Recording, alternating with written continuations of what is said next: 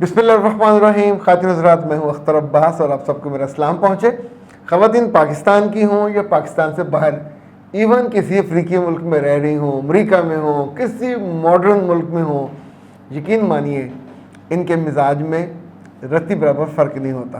شکلیں تھوڑی بہتر ہو جاتی ہیں، خوبصورت ہو جاتی ہیں، میک اپ کرنا آ جاتا ہے، پہننا اوڑھنا آ جاتا ہے، لیکن باتوں کا کچومر نکالنے کی جو مہارت ہے، میں لٹرلی کبھی کبھی پریشان ہوتا ہوں اور سوچتا ہوں انہوں نے کس یونیورسٹی سے یہ تعلیم پائی. اب آپ سوچئے کہ آپ کے ساتھ کوئی 10 سال پرانا واقعہ ہوا ہو، 20 سال پرانا، 22 سال پرانا، اور 22 سال کے بعد جب بچے جوان ہو جائیں اور پڑھ لکھ جائیں اور خاتون میرے پاس آ کے کہے کہ 22 سال پہلے اس نے مجھے منہ دکھائی میں پرانی انگوٹھی دی تھی، یہ ظلم میں آج تک سہتی آئی ہوں، اس کی ماں نے کبھی میرے سر پہ شفقت سے ہاتھ نہیں رکھا، یہ ظلم بھی میں نے سہا، یہ مجھے کبھی پیار سے اس نے میرا کوئی نک نیم نہیں رکھا. یعنی ایسی ایسی باتیں وہ کرتی ہیں دلیل کے طور پہ کہ اس کو پھانسی لٹکا دی جائے، اور اپنی طرف سے وہ پھانسی پہ لٹکا دیتی ہیں. پر یاد رکھیے گا، جب خاتون کسی بات کا کچومر نکالتی ہے تو پھانسی پہ لٹکانے والا مرد دوسری سائڈ پہ ہوتا ہے، ادھر آپ خود لٹکتی ہیں.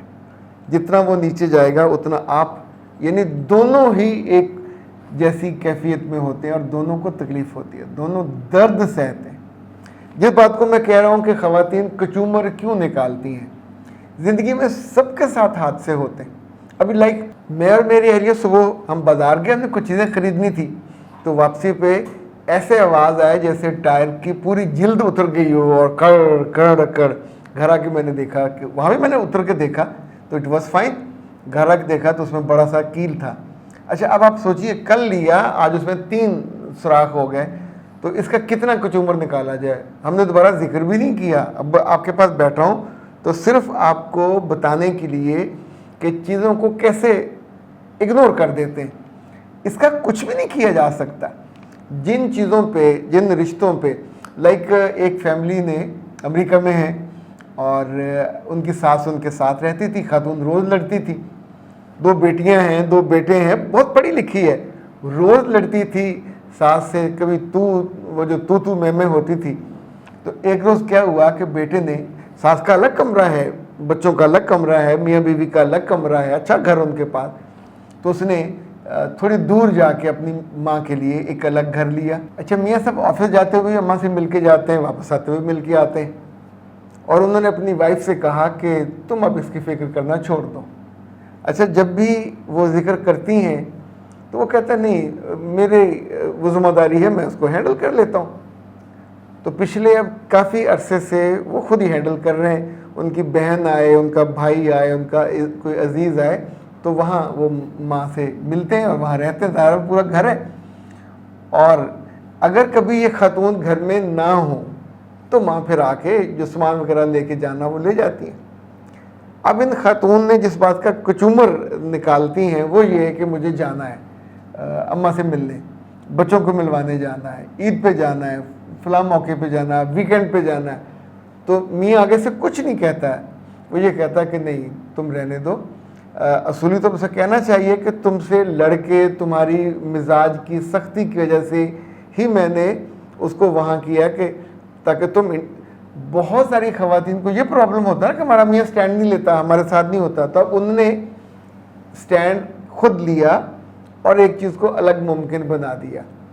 اب اس طرح کے کیسز میں خواتین اس بات کا اتنا کچومر نکالتی ہیں، مجھے کیوں نہیں لے کے جاتے، اسے کیوں نہیں لے کے آتے، بچوں کو کیوں نہیں لے کے جاتے. اب آپ سوچیے اب کیا پرابلم ہے. یعنی if he is not ready, he is not happy، وہ چیزوں کو خود ہی مینیج کر رہا ہے تو لیٹ ہم ڈو. پھر آپ بیچ میں اب کیوں آتے ہیں؟ فلاں مہمان آئی تھی مجھے کیوں نہیں بتایا، فلاں بہن آئی تھی مجھے کیوں نہیں بتایا، فلاں جٹھانی، فلاں دیورانی وغیرہ وغیرہ. اب آپ سوچئے کہ آپ اپنے مزاج کی وجہ سے ان رشتوں سے دور ہو گئے. اب آپ کے 4 بچے ہیں، 2 میاں بیوی ہیں، 6 آپ کے اپنے ماں باپ ہیں.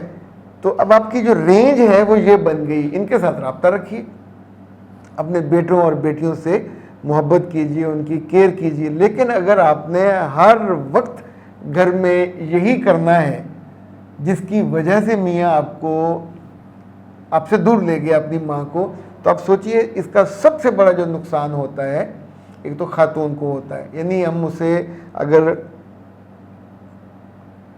بیماری نہ بھی گنیں، یعنی عام طور پہ بیماری کی حد تک آپ بار بار تذکرہ کرنے لگتے ہیں، آپ ایک obsession کا شکار ہو جاتے ہیں. دوسرا جو میں آپ کو بہت خوفناک بات بتانے لگا ہوں، اے اچھی اور پیاری خواتین، آپ کے بچے آپ سے فیڈ اپ ہو جاتے ہیں. وہ اس قابل ہو جاتے ہیں 16-17 سال کی عمر میں کہ فیصلے کر سکیں اماں غلط ہے کہ ابا غلط ہے. تو اے پیاری خواتین، اگر کبھی کوئی مسئلہ آپ کی مرضی کے خلاف ہو جائے، آپ کی پسند کے مطابق نہ ہو رہا ہو، تو کوشش کیا کریں وہاں سے زندہ رہنے کی، اسے اگنور کرنے کی. ہر وقت لے کے اس کا کچومر نکالنے نہ بیٹھ جا کریں. کچومر نکالتے ہوئے رشتوں کا کچومر نکل جاتا ہے، آپ کی خوبصورتی کا بھی، آپ کے حسن کا بھی، آپ کی خوشی کا بھی، آپ کی تسلی کا بھی.